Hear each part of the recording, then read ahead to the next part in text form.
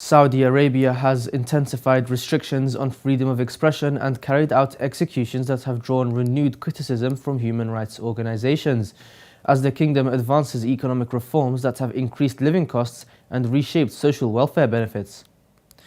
A report by the Financial Times said Saudi media regulators have fined 9 individuals and blocked their accounts for criticizing economic conditions, citing violations linked to media activity and online expression. The measures come as authorities implement reforms affecting social security benefits and as households face a higher cost of living. According to the report, at least 6 other individuals were previously detained on charges related to the organized dissemination of information.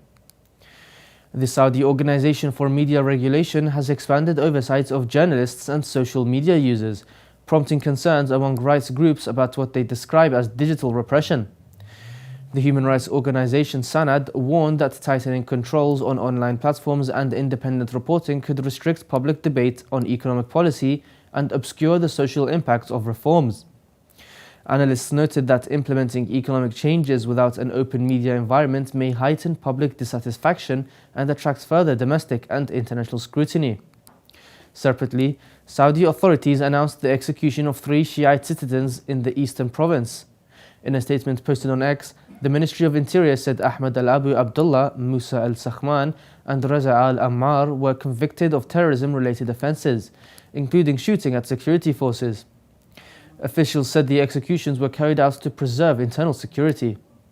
The announcements triggered strong reactions from human rights organizations and international observers, who questioned the fairness of the judicial process. Critics argued that the defendants were denied adequate legal representation and due process, describing the executions as part of a pattern of systematic repression, particularly targeting the Shiite minority. Saudi officials have rejected such claims, maintaining that the convictions were based on security-related crimes. The developments occurred alongside government data showing an increase in foreign direct investment.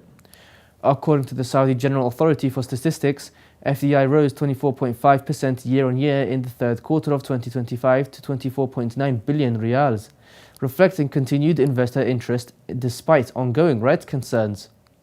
Human rights experts say the combination of stricter media controls and capital punishment highlights a contradiction between Saudi Arabia's economic reform agenda and its approach to civil liberties.